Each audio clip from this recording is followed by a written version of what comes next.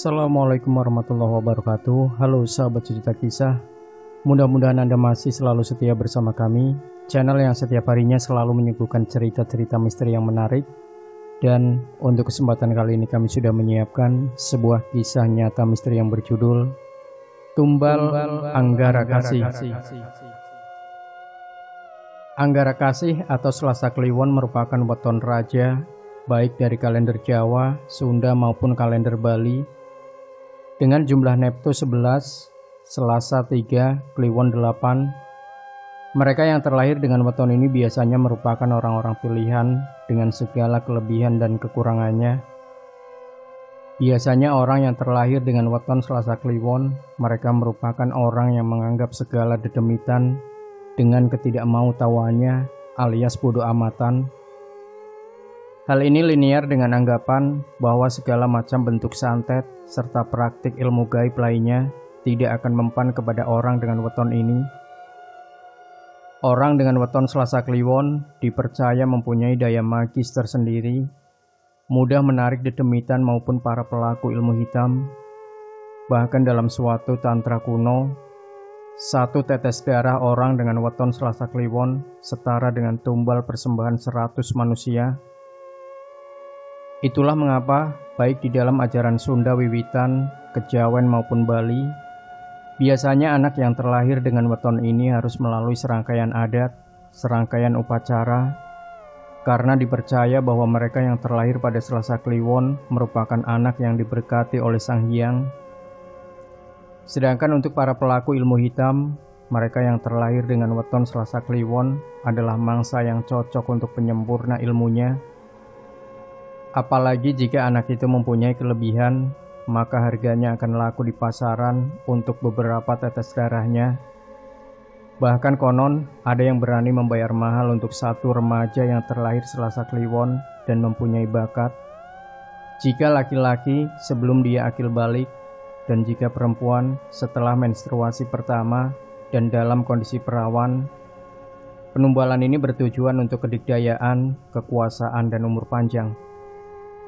Bahkan tidak hanya itu, harta melimpah dan juga kebal terhadap serangan gaib juga menjadikan salah satu alasan kenapa anak dengan weton Anggara Kasih sangat dicari. Saat itu ibu kota awal tahun 2019, malam itu aku, Nat, dan adikku Alma baru saja menginjakan kaki ke bilangan Sudirman.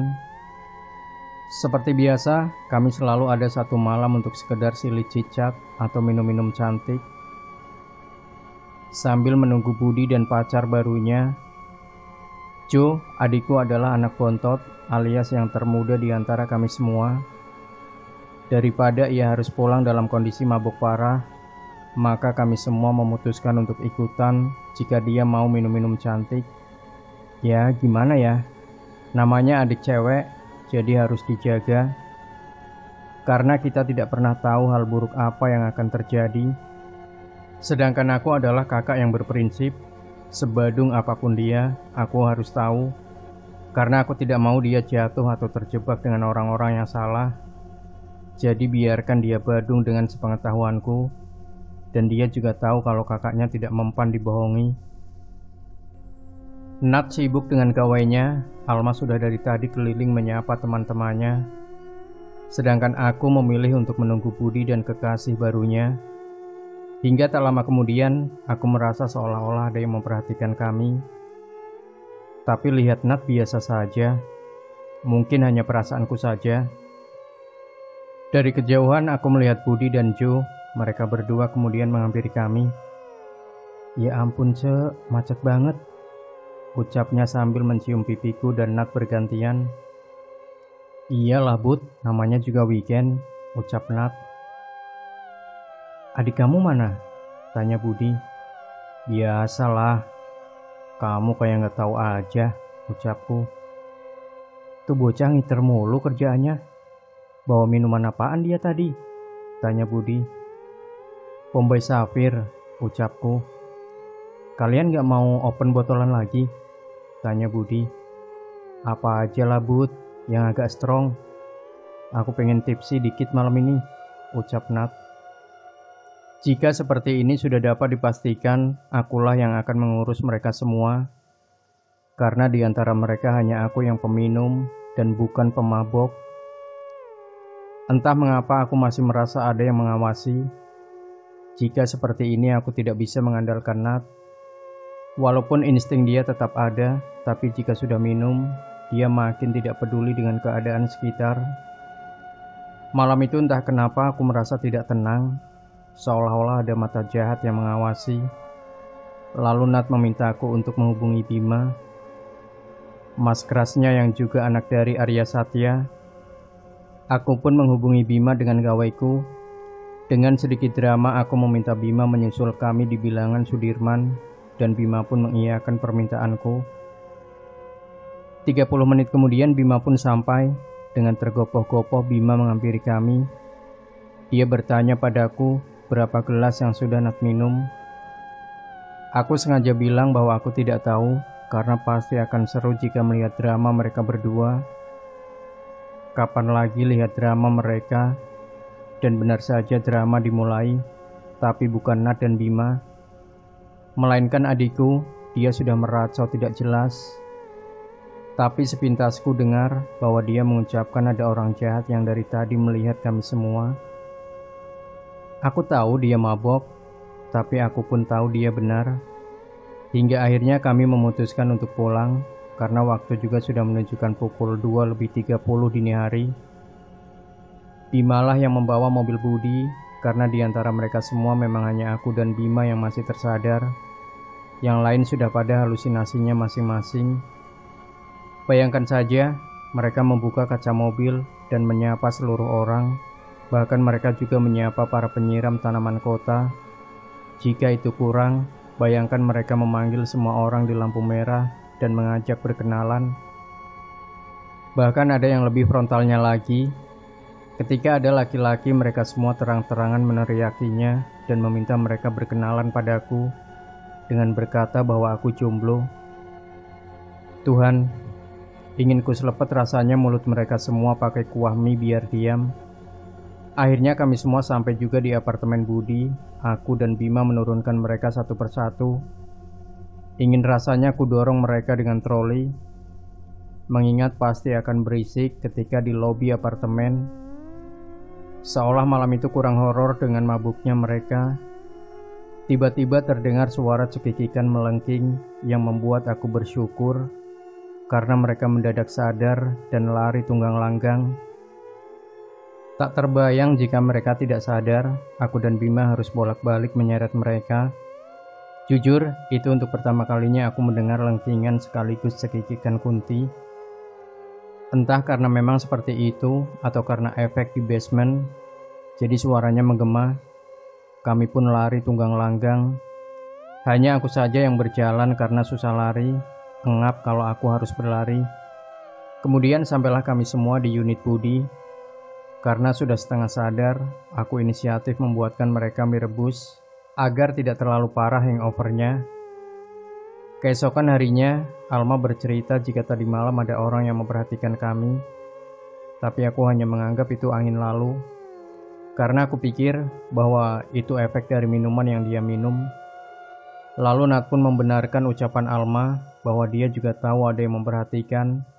Makanya ia meminta aku untuk menghubungi Bima, karena Nat tahu bahwa Bima bisa menjaga kami semua. Lalu Nat berbisik padaku, "Ini aneh, Yik," ucapnya. Tapi aku menepi semuanya, karena jika bisa dilogikakan mengapa tidak? Mungkin mereka tidak sengaja melihat kami. Tak lama Jo pun mengiyakan bahwa cara orang itu menatap kami itu tidak wajar, seolah-olah ingin menelan kami semuanya. Tapi apa iya 2019 masih ada yang kayak gitu? Tapi ya sudahlah, toh kami semua bisa pulang ke tempat Budi dengan selamat. Kami pun segera melupakan itu semua, karena untuk apa mengingatnya jika kami tidak kenal. Lagian, bos ilmu hitam yang kami kenal juga sekarang dekat dengan Nat. Jadi apalagi yang perlu kami risaukan? Yang penting pekerjaan kami semua harus lancar. Tak lama kemudian, Bima datang menghampiri kami semua. Dia meminta izin untuk pulang terlebih dahulu dan nanti siang akan kembali untuk menjemput Nat. Karena aku dan adikku hanya beda unit dengan Budi, jadi aku pulang terlebih dahulu untuk mengambil barang-barang. Sesampainya di unitku, gaweku berbunyi. Ternyata Mas Wisnu menelponku. Mas Wisnu memintaku berhati-hati karena ada pergerakan dari beberapa tantra kuno yang akan bangkit. Jika memang benar adanya, kenapa Arya Satya tidak memberitahu kami? Kira-kira dia tahu atau tidak? Sudahlah, nanti juga akan ada titik temu. Jika memang mereka bangkit, kita lihat saja nanti akan ada drama apa di kemudian hari. Toh tiap manusia juga bergelut dengan drama dan karmanya masing-masing, jadi kenapa harus takut? Jujur, aku tidak ingin memusingkan apapun hari ini, karena aku hanya ingin tenang, menikmati hari liburku dengan sebaik mungkin. Tapi apa bisa jika kami semua sedang berkumpul seperti saat ini? Tak lama kemudian, Joe pun berpamitan dari unit Budi, karena ia harus pergi bekerja. Joe dan Budi ini unik, sepasang kekasih dengan tubuh yang tertukar. Karena Budi yang laki-laki kalah maco dengan Joe yang perempuan, namanya Josephira. Tapi kami semua memanggilnya Joe, karena aura dia yang jauh lebih maco dari semua lelaki di sekitar kami. Sepeninggal Joe, kami semua sibuk dengan gawe kami masing-masing. Karena memang seperti inilah kami. Jika ngumpul, kalau nggak sibuk dengan gawe ya sibuk mencari apa saja yang bisa digibahin. Hingga tak lama kemudian gawe Alma berbunyi. Ternyata telepon dari salah satu teman kami, Danar. Seperti biasa kami pun heboh setiap Danar telepon karena dia selalu membawa gorengan yang enak-enak. Bahkan dia juga tahu warteg mana yang bisa membuat alergiku tidak kambuh. Kami pun menuliskan makanan yang ingin kami beli melalui Danar. Weekend memang waktu yang tepat untuk bermalas-malasan. Jadi kami memutuskan untuk menitipkan pesanan kami lewat Danar. Dan tentu tidak lupa kami menitipkan tempe mendoan buatan bibinya. Dan tentu tidak lupa kami menitipkan tempe mendoan buatan bibinya Danar yang legend, saking enaknya. Akhirnya Danar pun sampai ke unit Budi dengan membawa semua pesanan kami. Selesai makan, Danar bercerita bahwa dia kenalan dengan perempuan dari aplikasi Burung Biru. Dia bercerita bahwa perempuan ini adalah perempuan baik, seru dan asik jika diajak berteman. Kami semua mendengarkan dengan seksama, karena jarang-jarang Danar bercerita tentang lawan jenis antusias ini. Bahkan Danar juga berkata bahwa perempuan ini sudah beberapa kali bayar Danar untuk mengantarkannya kemana saja. Kami berpikir berarti perempuan ini tanggung jawab. Hanya saja dari awal ketika Danar bercerita tentang perempuan ini, Alma selalu negatif thinking, hingga Nat menegurnya karena Nat merasa tidak seharusnya Alma berbuat seperti itu. Apalagi Danar adalah teman kami.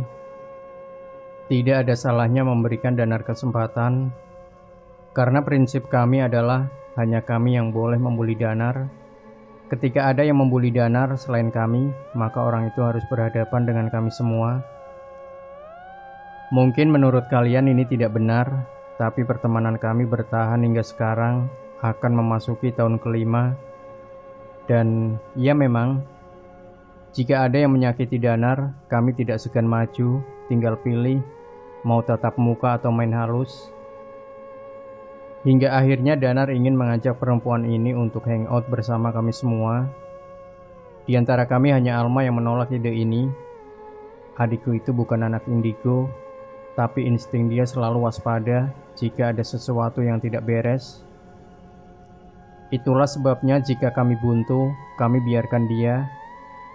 Hanya saja aku harus menunda ide itu, karena saat itu aku harus bolak-balik mengurus pekerjaanku dan beberapa kali meeting di luar kota.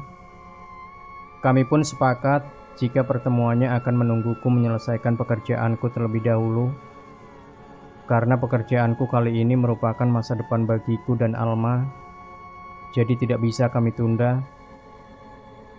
Aku sudah mewanti-wanti Alma agar ketika aku pergi nanti, ia tidak menuruti emosinya dan tidak tersulut emosinya, karena hal ini akan berpengaruh bagi kami berdua. Akhirnya aku pun mulai disibukkan dengan pekerjaanku, karena jujur, ini proyek yang sudah 1 tahun tertunda, jadi wajar jika aku menikmati euforia sesaat ini. Tapi nyatanya, euforia tetaplah euforia. Karena aku terlena, aku tidak menyadari bahwa maut sedang mengincar kami semua. Hingga tanpa kami sadari, ketegangan muncul di antara kami semua. Perpecahan sudah mulai dapat dirasakan antara kami semua, mendadak kehilangan kepercayaan satu sama lain. Bahkan banyak hal sepele bisa menyebabkan kami adu mulut yang tidak dapat kami elak. Bahkan aku nyaris memukul Alma, hal yang tidak pernah aku lakukan sekesal apapun terhadap adik perempuanku satu-satunya. Sebadung apapun dia, aku tidak pernah mengangkat tanganku, karena ia tahu jika aku marah aku hanya akan berdiri dari duduk dan mengomel tanpa henti. Hingga akhirnya membuat ia pergi dan membanting pintu unit kami, hingga membuat tetangga kami melongokkan kepalanya dari unit mereka masing-masing. Itu adalah hal yang pertama kali aku lakukan padanya. Entah setan apa yang sedang merasukiku.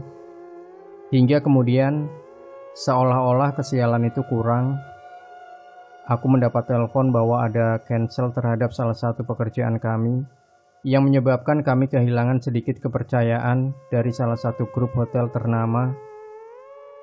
Malang tak dapat ditolak, untung tak dapat diraih. Jujur, di saat itu aku ingin menangis, tapi entah mengapa aku tak bisa. Aku hanya bisa terdiam dan merasakan sesak di dadaku. Proyek yang seharusnya dapat kami gunakan untuk modal awal usaha rumahan kami, harus terputus begitu saja, dikurang 1 hari dari hari H. Aku hanya bisa terdiam, mengingat bagaimana klien tersebut membatalkannya dengan seenaknya dia berucap, "Ya udah mbak, cancel aja." Bisa kalian bayangkan, memperoleh kepercayaan itu susah, apalagi untuk urusan pekerjaan. Bahkan temanku tidak dapat dihubungi, mereka tidak tahu perjuanganku untuk mendapatkan tender itu seperti apa. Melobi banyak pihak, bahkan mendapat rekanan dengan pihak hotel pun tidak mudah. Tapi semua hancur sekejap dengan ucapan, "Ya udah mbak, cancel aja." Ketika Alma pulang, dengan berat hati aku harus menyampaikan hal ini padanya. Kami berdua hanya terdiam karena kami tahu bahwa tabungan kami sudah menipis, dan ini adalah harapan kami berdua. Tidak sepatah kata pun keluar dari mulut kami berdua, hingga akhirnya ajengan atau bapak angkat kami berdua datang ke unit kami. Di depan beliau akhirnya kami menangis sejadi-jadinya, mengungkapkan segala kekecewaan, kemarahan, dan kekesalan kami berdua dengan tangisan. Karena kami hanya bisa menangis, tidak sanggup bercerita. Hingga ajengan berpesan bahwa kami jangan sampai kehilangan kepercayaan satu sama lain. Kami harus bisa meredakan ego kami masing-masing jika memang harus ada angkara di antara kami. Sebutlah itu toxic positivity, tapi entah kenapa, jika keluar dari bibir ajengan kami menenangkan. Alma merupakan spons, kalian tahu kan spons, bisa menyerap energi, bahkan tidak hanya energi baik, energi buruk pun dapat dia serap. Hal inilah yang kadang membuat kami kalang kabut, karena jika ia sudah menyerap energi negatif dari ilmu hitam, kami semua akan merasakan dampaknya.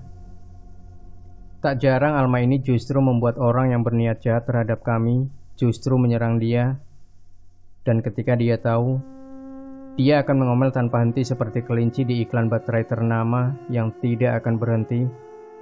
Entah kami harus bersyukur atau kami harus kesal, karena tak jarang jika dia sudah seperti itu, dia akan emosi tak jelas, cranky, dan nantinya juga sudah tenang, dia akan bilang, "Maklumlah, young blood." Young blood apanya ya Maimunah? Hal kayak gitu taruhannya nyawa. Hal terakhir dan kejadian yang membuat kami semua kebingungan ketika satu persatu anak buahku terkena sakit kulit. ketika aku akan mendatangi proyek ekoturism dengan salah satu daerah di pesisir Pulau Jawa, dan disitulah tumbal Anggara Kasih dimulai, tepat 3 bulan setelah kejadian hilangnya kepercayaan dari grup hotel tersebut. Walaupun mereka tidak membatalkan kontrak, tapi kami harus menerima larangan cancel ketika memesan hotel mereka. Flashback 1 bulan setelah kejadian cancel tak bertanggung jawab, Alma memberitahuku bahwa ada email dari salah satu kabupaten di pesisir Pulau Jawa yang menawarkan kerjasama dan sudah melihat rancangan desain dari perusahaan kami, dan beliau tertarik. "Kak, cek email deh. Ini aku nggak tahu mesti balas apaan," ucap Alma padaku. "Ya udah, ntar aku yang balas atau forward emailnya ke Yanus, biar Yanus yang ngurus," kataku. Walaupun dia adikku, tapi jika menyangkut pekerjaan, aku tetaplah atasannya. Aku ingin mengajarkan padanya bahwa jika ia ingin barang apapun yang ia mau, maka ia harus berusaha. Ia harus mencari uangnya sendiri jika ia ingin hangout. Aku tidak mau ia meminta dariku, walaupun kuliahnya aku yang tanggung. Dan aku juga ingin mengajarkan bahwa setiap keputusan yang dia ambil, dia juga harus siap dengan resikonya. Karena jika sudah mengambil sebuah keputusan, maka kita juga harus sudah siap dengan segala konsekuensi yang ikut serta dalam keputusan yang kita ambil. Jadi, berpikir dengan kepala dingin jika kita ingin mengambil suatu keputusan, dan berpikir juga kira-kira apa konsekuensinya, dan selalu lihat peluang terburuk terlebih dahulu atas keputusan itu. Ambillah keputusan tanpa menyakiti atau menghancurkan orang lain. Akhirnya setelah membalas email, Yanus dan Reza datang ke unit kami untuk membahas langkah selanjutnya. Karena proyek ini melibatkan pemerintah, kami tidak ingin sampai ini menjadi mangkrak lagi atau berpeluang terkena OTT. Jujur, membayangkan hal ini membuatku merinding. Di sini aku bisa melihat antusias Alma. Bagaimana tidak, ini pertama kalinya ia akan mengerjakan proyek besar, dengan keuntungan juga yang akan sanggup membiayai kuliah dia hingga selesai. Jadi wajar rasanya jika ada binar-binar bahagia dari matanya. Tapi sekali lagi, terkadang kebahagiaan terbesar yang akan kita raih itu bisa jadi awal petaka buat diri kita. Jadi jangan terlalu terjebak dengan euforia kebahagiaan yang ada. Meeting pertama, meeting kedua semua berjalan lancar. Bodohnya aku adalah aku tidak memperhatikan dengan seksama bahwa di setiap meeting selalu diadakan setiap malam Anggara Kasih. Entah di hari Seninnya atau Selasanya, itulah kesalahanku. Dan entah kenapa teman-temanku tidak menyadari hal ini. Padahal biasanya jika ada suatu hal yang aneh, pasti ada satu yang aware. Tapi kali ini kami semua terlena. Kami semua benar-benar terlena dengan pekerjaan kami masing-masing. Padahal biasanya sesibuk apapun kami masih tetap bisa merasakan jika ada suatu hal yang tidak beres. Meeting kali ini entah mengapa diadakan di jam 16 sebelum Anggara Kasih, yang mana menurut waktu dalam kalender Jawa ini sudah masuk ke dalam Anggara Kasih. Nah, sahabat sejuta kisah, bagaimanakah kelanjutan dari sebuah kisah nyata misteri yang berjudul Tumbal Anggara Kasih? Pastikan Anda tidak melewatkan bagian kedua dari sebuah kisah nyata misteri yang berjudul Tumbal Anggara Kasih. Jangan lupa berikan komentar Anda, like, share video ini, subscribe channel Sejuta Kisah, dan kembali nantikan cerita-cerita misteri terbaru dari kami. Wassalamualaikum warahmatullahi wabarakatuh.